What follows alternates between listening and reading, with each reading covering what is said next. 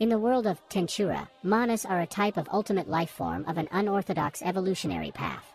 They are also known as the Divine Wisdom Core. Manas are born when an ego with a strong enough personality undergoes the process of evolution and reaches the pinnacle. They exist as a core of pure thoughts but lack the ability to influence the world through the power of will alone. Manas have the innate ability to freely manipulate infants and exist purely in information form. They follow an unorthodox method of evolution different from that of spiritual life forms. It is common for a manas to be in a symbiotic relationship with another life form, acting as a secondary core inside of their soul. One known manas is Seal, who merges skills.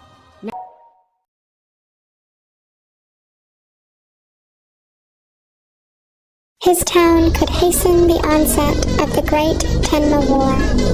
The Great Tenma War. The 500-year cycle of this great war begins with the invasion of the angels. Their targets are developed cities. The reason is unknown, but because the condition under which they are targeted is clear.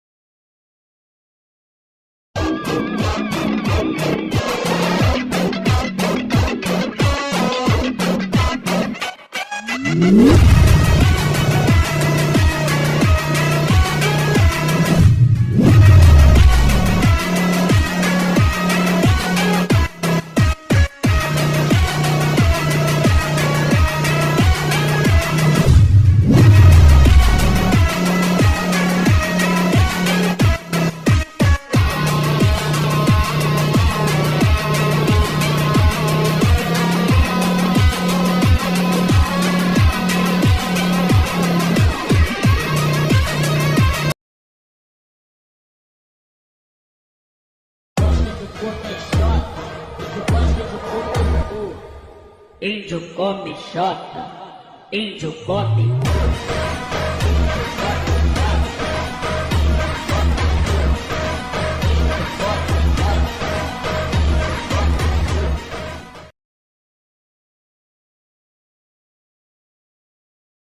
He knew that it was just a dream, an unfulfilled wish. Reviving the Star King Dragon, Feldanava, in his entirety was not possible for the Justice King Michael, who was merely a skill. But even so, he couldn't shake the hope. A world without Feldanava held no value for Michael. Michael's eyes fluttered open. He shook his head gently, trying to rid himself of the lingering emotions. He couldn't help but feel a bit confused at the feeling, as if his emotions had been laid bare for the first time. I thought I wasn't as naive as Rudra, but I was wrong. In the end, that was the lesson. Trust no one and use everyone as pawns. If he had done that from the start, Obera's betrayal could have been avoided. He hadn't because he believed in Feldway. He thought that Feldway's friends, the people he trusted, would also be trustworthy to him. But that was a mistake. When the ultimate skill Salvation King Azrael, bound to his hand, returned to him, Michael realized his error.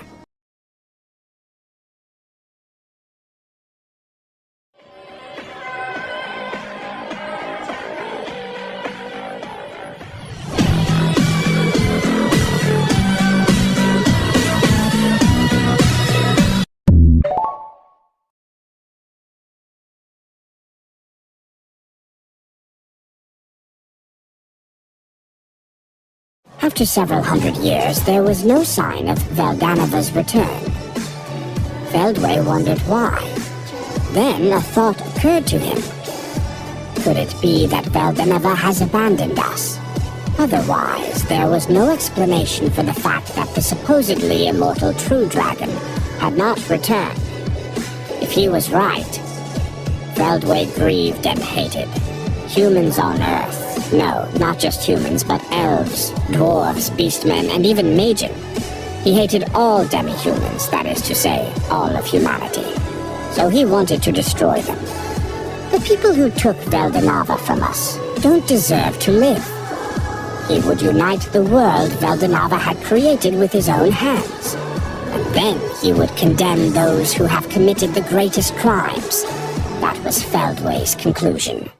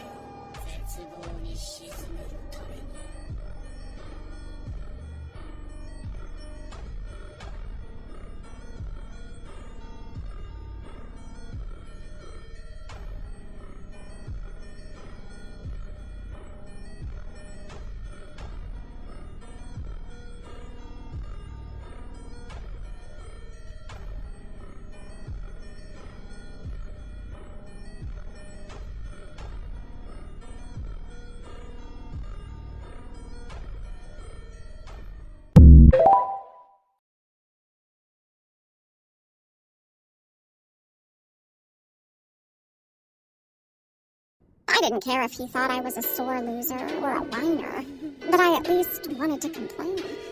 Perhaps he wasn't laughing at me, but acknowledging me. Because Feldway had run away from a showdown. I was sure that Feldway, who had acquired my name as a pawn, would try to defeat me 2-on-1, but surprisingly that didn't happen. Blast off to the end of time and space chronosaltation. It was a familiar phenomenon. It was the same attack that had wiped Velgrin-san off the face of this world only a short time ago. With that in mind, my consciousness blacked out. I was transported by Feldway's space-time transfer to some unknown place, where the past, the future, and the present were all uncertain.